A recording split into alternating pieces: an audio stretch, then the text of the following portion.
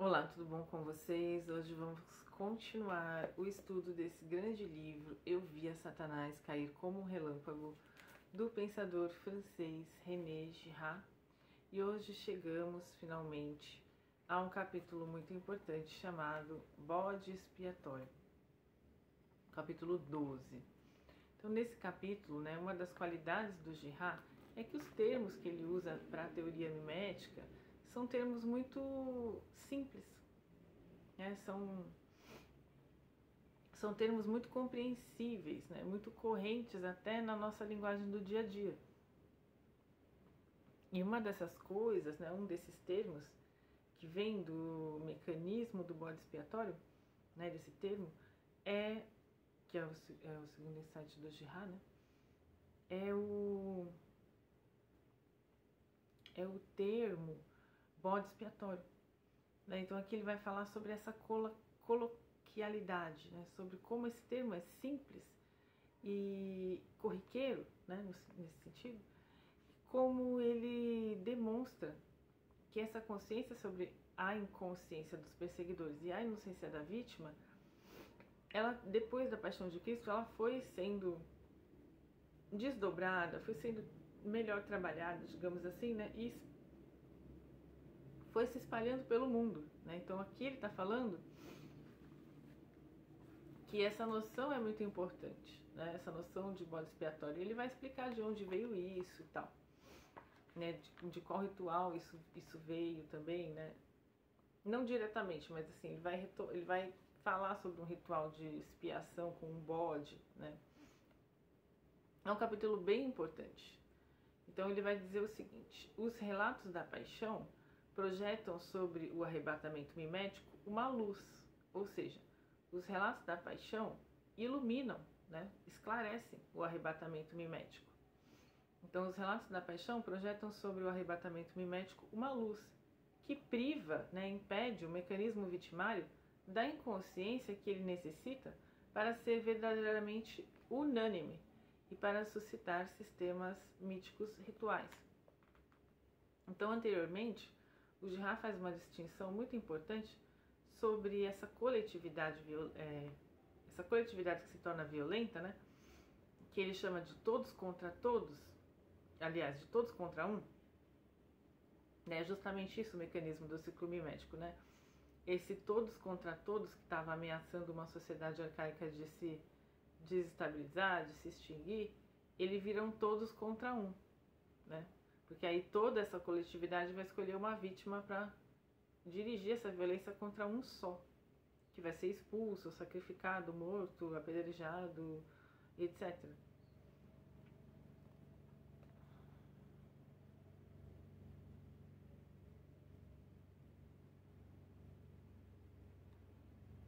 Lembrei do que eu ia falar, gente, perdão.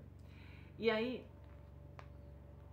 ele vai falar que no episódio da Paixão de Cristo, essa unanimidade violenta, que sempre acontece nas narrativas de fundação das sociedades arcaicas ainda sem estado formalizado. Estou com alguns livros, mas eu tive uma ideia no vídeo passado, e aí o livro que eu peguei sobre aquela ideia que eu tive no vídeo passado, que eu fiquei meio assim, tive uma ideia e depois eu esqueci, chama Hitler e os Alemães, que eu não queria perder essa ideia, Aí eu vou perder de novo. Agora eu não vou levantar também para pegar o livro. Depois eu retomo aquela ideia, gente, prometo. Mas assim, vamos voltar aqui, É muita coisa, É muita coisa. Mas assim, lembrei. A distinção que ele faz, então, porque assim, ele está falando o seguinte: os relatos da paixão projetam sobre o arrebatamento mimético uma luz, iluminam o arrebatamento mimético. Ou seja, o episódio da crucificação de Jesus, que é uma vítima inocente por excelência, que ela não tem nem nenhum pecado, não tem nenhum pecado, e mesmo assim ela foi parar lá na cruz, virou alvo dessa coletividade, e aí criou isso, como ele explica no capítulo anterior, criou esse triunfo da cruz, que enganou Satanás como um ardil, como se a cruz tivesse sido um ardil de Deus. Isso foi um insight, que alguns alguns profetas, alguns teóricos gregos tiveram, né, sobre a cruz, sobre o efeito da cruz. Então todo esse evento, ele foi importante e diferente porque no episódio da Paixão de Cristo, você não tinha uma unanimidade violenta, né? Você não tinha todo mundo contra Jesus. Você tinha também, além dessa coletividade violenta, né?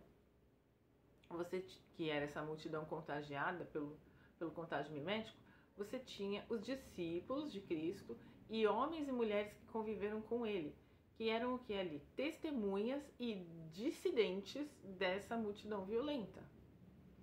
Por isso também marca que esse é um episódio diferente, né? Dos episódios de narrativas de fundação das sociedades arcaicas, em que todo mundo acredita que a vítima é culpada.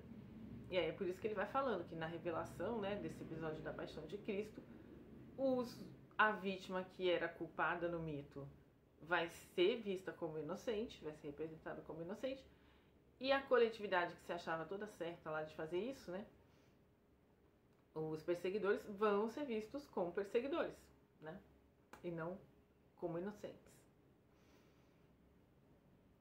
Então ele fala assim: hoje tá confuso, mas vai ficar melhor. Eu já gravei esse vídeo 3 vezes, então paciência comigo. Agora que eu tô pensando, mais paciência aí. Os relatos da paixão projetam sobre o arrebatamento mimético uma luz. Esclarecem o arrebatamento mimético, né? Os relatos da paixão dos evangelhos, né, eles esclarecem como é que funciona essa violência. Então, os relatos da paixão projetam sobre o arrebatamento mimético uma luz que priva o mecanismo vitimário da inconsciência que ele necessita para ser verdadeiramente unânime e para suscitar sistemas mítico-rituais. A difusão dos evangelhos e da Bíblia deveria, então, de início provocar o desaparecimento das religiões arcaicas. E, efetivamente, foi isso que aconteceu. Onde o cristianismo penetra, os sistemas mítico-rituais acabam por perecer ou desaparecer. Ele está falando da força que tem tanto o episódio da Paixão de Cristo quanto a Bíblia e os textos dos evangelhos, de ir fazendo com que os sistemas místicos rituais vão desaparecendo onde o cristianismo chega, né? Para além desse desaparecimento, qual é a ação do cristianismo em nosso mundo? E é isso que ele vai discutir nesse capítulo. A complexa influência do cristianismo expande-se sob a forma de um saber desconhecido das sociedades pré-cristãs e que não para de se aprofundar. É o saber que, segundo Paulo, vem da cruz e não tem nada de esotérico. Então, esse saber do episódio da Paixão de Cristo, ele não tem nada de esotérico no sentido que ele é muito comum, porque é uma coisa que vinha acontecendo com a humanidade desde a fundação do mundo, né? Que é essa organização dessa coletividade contra uma vítima. Então, esse conhecimento que o episódio da Paixão de Cristo revela, ele não é fora do mundo, né, esotérico, ele é no mundo, ele é do mundo aqui, da nossa vida, né, da nossa experiência humana. Para apreendê-lo, basta constatar que todos nós observamos e compreendemos situações de opressão e de perseguição, que as sociedades anteriores à nossa não identificavam ou consideravam inevitáveis, né? Hoje a gente já consegue ver situações de opressão, de perseguição contra uma vítima inocente por uma coletividade por causa do episódio da Paixão de Cristo, né? Antes a gente não conseguia ter acesso a essa referência, digamos assim, né? Isso que ele está falando. Então, as sociedades anteriores à nossa, né? Ele está falando das sociedades arcaicas, elas não identificavam esses episódios de opressão e perseguição, né? Ou consideravam inevitáveis. E a questão justamente é que esses episódios são evitáveis.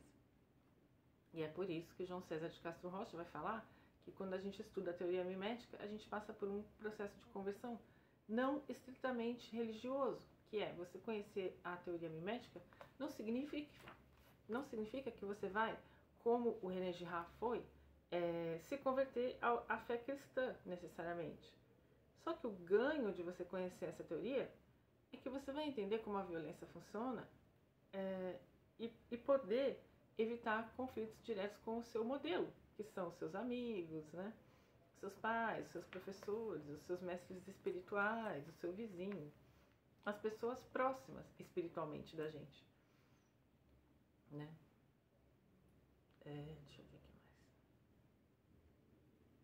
Então, olha só, né? Ele tá falando assim, o cristianismo vai se expandindo, né? Sob a forma de um saber que não era conhecido nas sociedades antes de Cristo.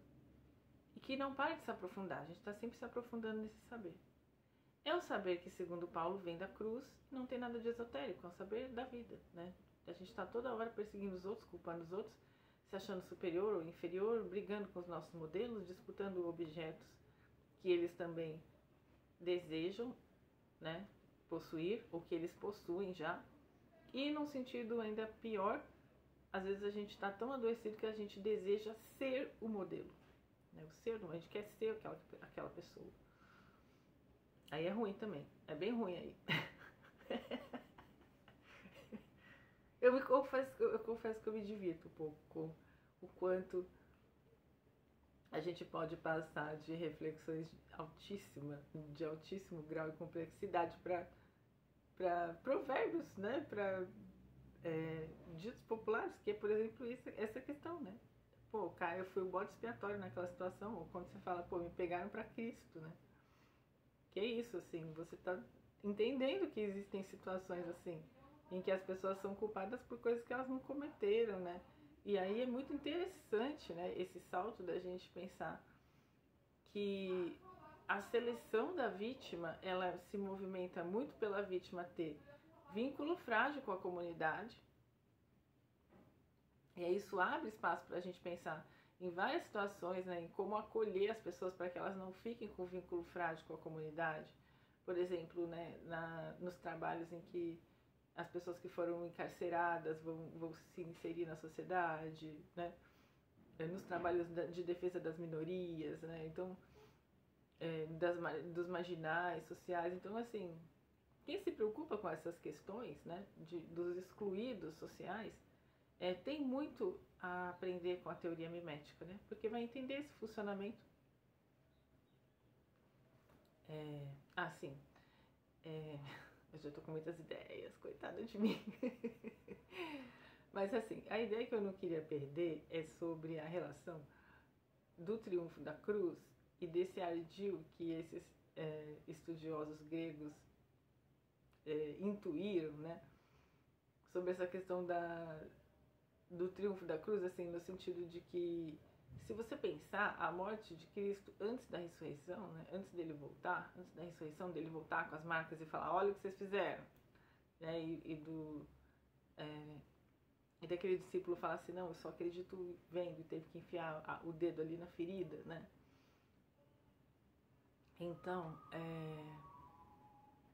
antes da ressurreição de Cristo, né, que ela fortalece mais ainda a questão do ciclo mimético, né, a questão do propósito, né, de como isso foi feito de forma proposital por Deus, né, como um projeto mesmo de esclarecimento da humanidade. Antes disso, existia essa inconsciência. E aí o Gerard está falando nesse capítulo que essa consciência sobre o vínculo frágil do bode expiatório com a comunidade, sobre a atenção a, por exemplo, as viúvas, as crianças, né, que são pessoas que também têm vínculo frágil com a comunidade. Essa atenção foi sendo fomentada pela igreja enquanto instituição e também foi se espalhando pelo mundo. Mas assim, retornando, eu lembrei de uma passagem, né, que tá, depois eu vou pegar, né, esse livro, se Deus quiser, eu vou achar ele, vou pegar. Tem um livro, né, que o Eric Wegelin, que é um teórico cristão, ele vai falar no livro chamado Hitler e os Alemães, ele faz uma distinção muito interessante sobre o bem e o mal. E ali ele fala que o mal, ele tem uma certa, entre aspas, vantagem sobre o bem, que é, as pessoas que querem fazer o bem, elas são muito regulares e previsíveis. Então o bem, ele se comporta sempre daquela forma. A pessoa, você por exemplo, né, se você é uma pessoa maligna ou está ali sob uma influência mais maligna, mais sombria, e você quer pegar no pulo uma pessoa que faz bondade, que quer fazer bondade, né, que quer seguir a Deus, você tem uma vantagem que você sabe o que a pessoa vai fazer numa dada situação. Você sabe que a pessoa vai querer seguir princípios de compaixão e de amor e de honestidade, e o que seja, né? Então você, como uma pessoa ardilosa do mal, né, vamos dizer assim, He-Man, né, o bem e o mal, mas vamos dizer assim, você tem essa vantagem, porque as pessoas que fazem o bem, elas são muito conservadoras nesse sentido de querer conservar um comportamento benéfico, né? Não, eu quero seguir aquilo que é certo. E a vantagem das pessoas que são mais, assim, digamos, afeitas à sombra, não que não todo mundo não tenha sombra, né? Mas assim, né, que as pessoas gostam de uma praticazinha assim mais maligna. Essas pessoas, elas sabem imitar muito bem as pessoas que gostam de fazer o bem. Imitar, né? Então isso é muito interessante de pensar. Então, a respeito dessa questão do ardil que Deus... Porque ele explica aqui no capítulo passado que assim, Deus ele não é ardiloso, né? É o diabo que não conseguiu conceber que Deus pudesse criar um plano em que seu próprio filho ia ser morto, sacrificado na cruz, entendeu? Então, assim, o que ele está falando aí é meio que as pessoas que só querem poder, elas também têm seu ponto cego. Né? Apesar de que as pessoas que querem fazer o bem também têm a sua fragilidade, que é querer ser constante, né? E se tornar previsível e por isso vulnerável. Isso é muito importante, né? Para a gente pensar que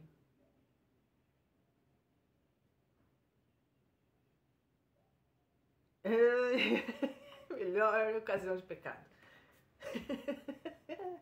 Isso é importante para a gente pensar que tem algumas pessoas que estão... Vou até tomar uma água agora. Acho que até falhou minha voz de propósito.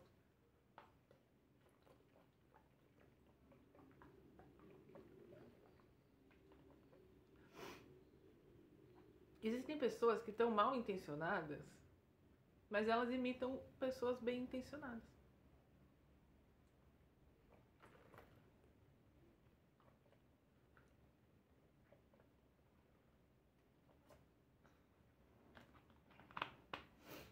E uma das formas, né, da gente... Tô vendo os pombos aqui, né? Tem uns pombos no vizinho. Eles estão vivendo na calha, eles entram e saem. Que engraçado. Parece um desenho animado. Mas assim, voltando.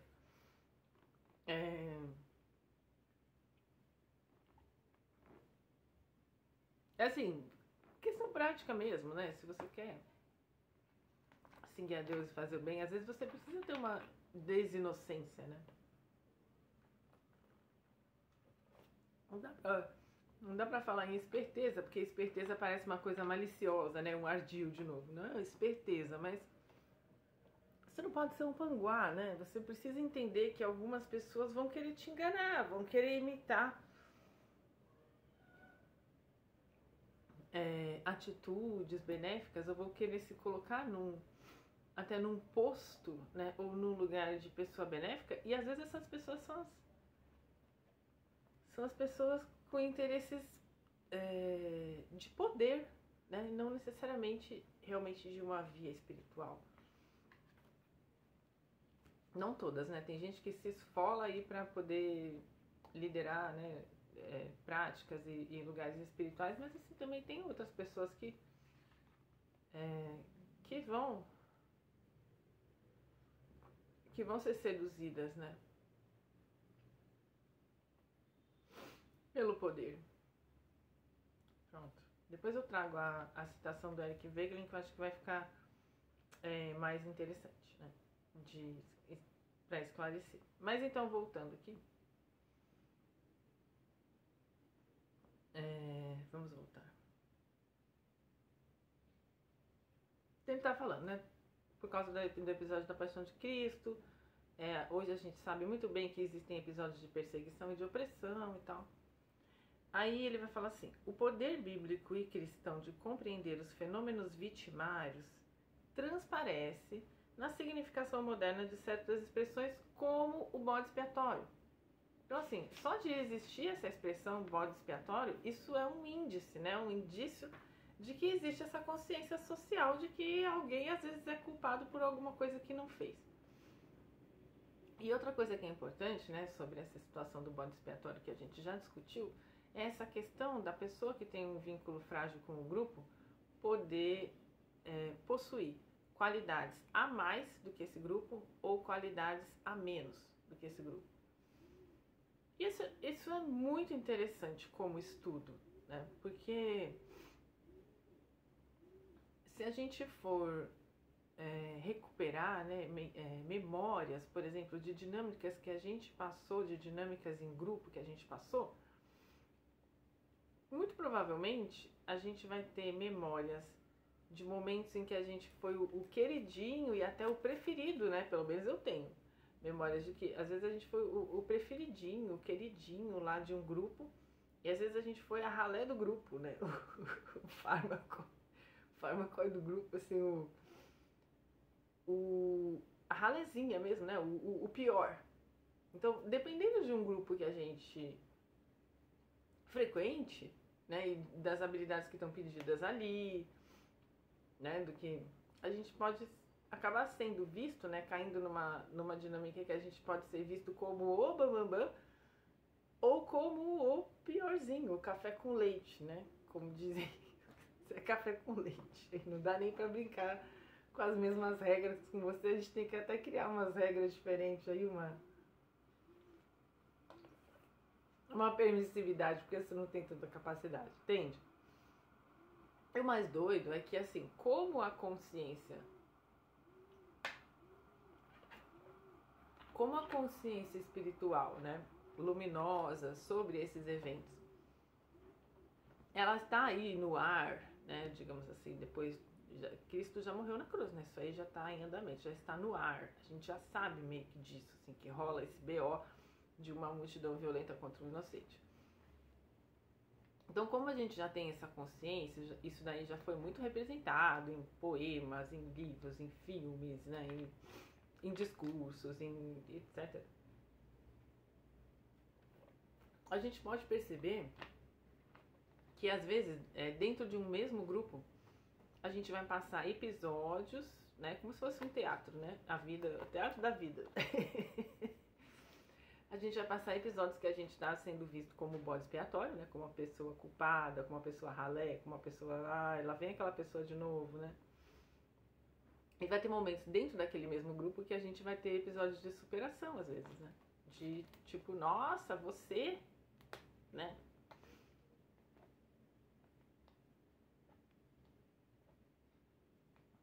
Eu acho que eu já contei histórias sobre isso em algum desses vídeos, né?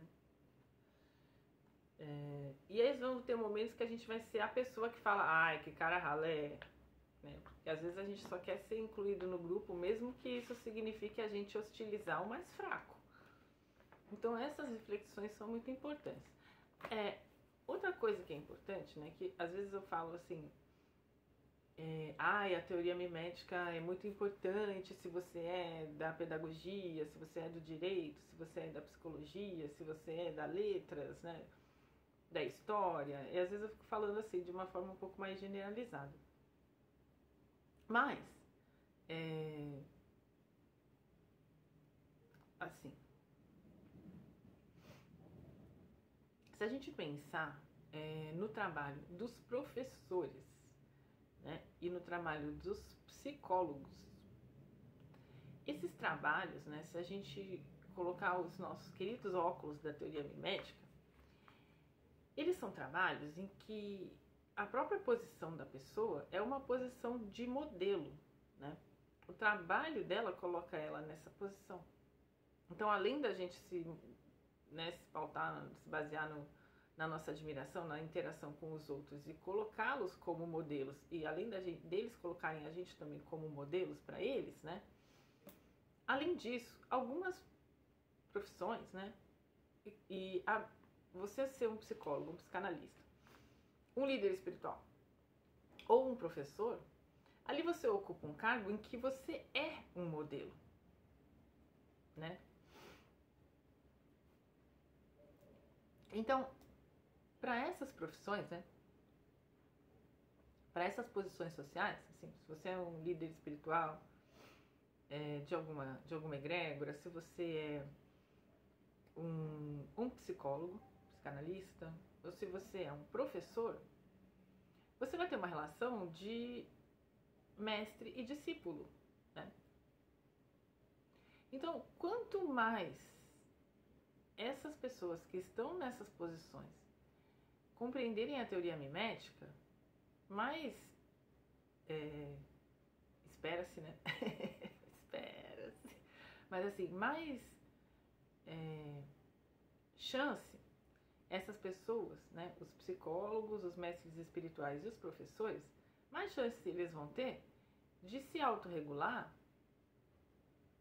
pensando que o trabalho de você ser um orientador, um mestre, uma referência para alguém, ele carrega uma carga dramática muito grande, né? Que é a gente já costuma colocar os outros como modelo, mas as pessoas que vão estar guiando a gente em algum aprendizado, né? Então, o mestre espiritual guia a gente no aprendizado espiritual. O psicólogo guia a gente no aprendizado sobre a gente mesmo.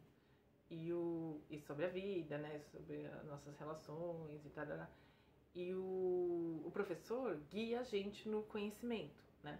Então, essas profissões, se você ou quer ser um mestre espiritual, um psicólogo, psicanalista, ou um professor, ou um orientador, uma pessoa que guia as outras, né? Pode ser um guia turístico, entendeu?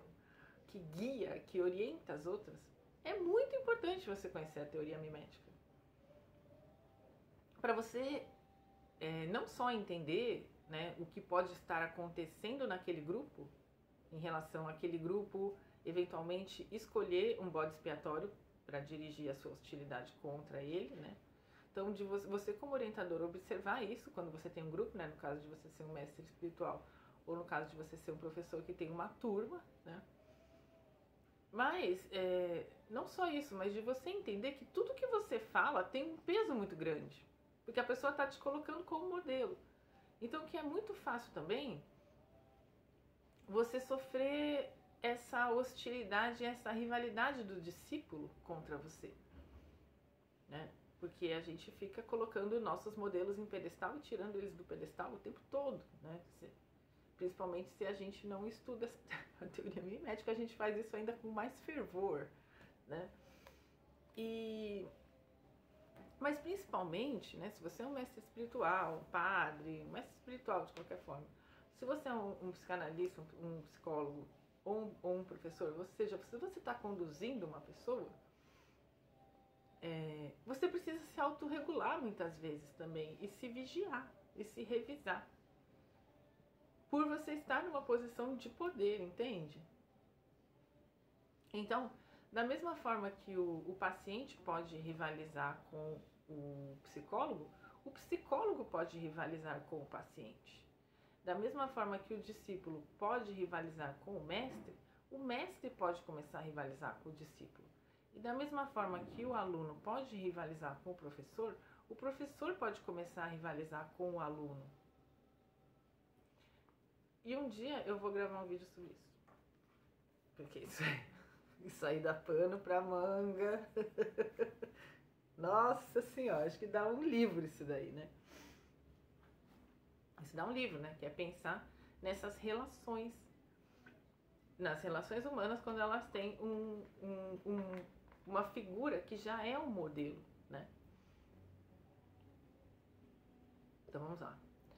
Bom, mas retornando aqui, né, que eu já tive várias ideias, né? Agora a gente vai voltar pro texto, mas não saímos do assunto.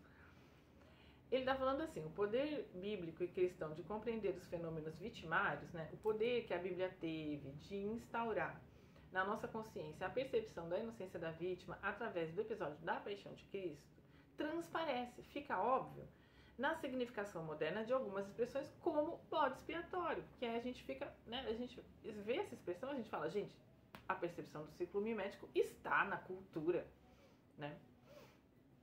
Aí ele vai explicar de onde é que surgiu, não de onde surgiu, mas ele vai falar o seguinte, ó. Um bode expiatório é, em primeiro lugar, a vítima do rito judaico que era celebrado por ocasião das grandes cerimônias de expiação. Isso está no Levítico 16, 21. Aí ele vai contar que nesses rituais havia um sacerdote que ele colocava a mão na cabeça de um bode, e aí é como se ele estivesse transferindo todos os pecados da comunidade para aquele animal, e aquele animal era expulso. Como se assim, né, a gente pudesse, se fosse tão fácil, né? Mas enfim, rituais são rituais. Esse rito deve ser muito antigo, pois é visivelmente estrangeiro à inspiração especificamente bíblica no sentido definido acima. Ele consistia em expulsar para o deserto um bode carregado de todos os pecados de Israel. O sumo sacerdote colocava as mãos sobre a cabeça do bode e esse gesto supostamente transferia para o animal tudo o que fosse suscetível de envenenar as relações entre os membros da comunidade. A eficácia do rito consistia em pensar que os pecados eram expulsos com o bode e que a comunidade ficava livre deles. Trata-se de um rito de expulsão análogo ao fármacos grego, mas muito menos sinistro, pois a vítima nunca é humana, né? Quando a gente tem o bode expiatório, é um bode mesmo, né? É um animal, a gente não fica tão escandalizado do que quando a vítima é humana, né? Isso que ele vai falar. No caso de uma vítima animal, a injustiça nos parece menor ou nula.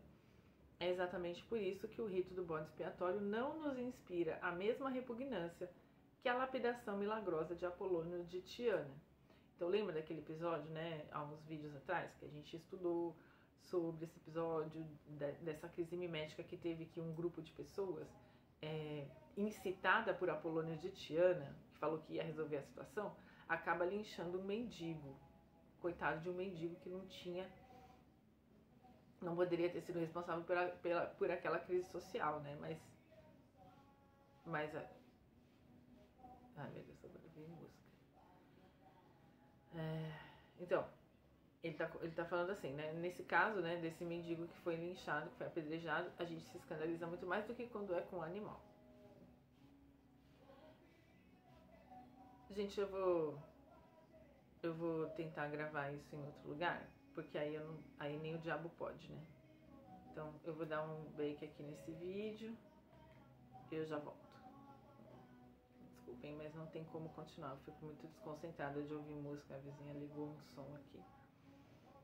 Mas triunfaremos. Eu vou gravar uma segunda parte, tá?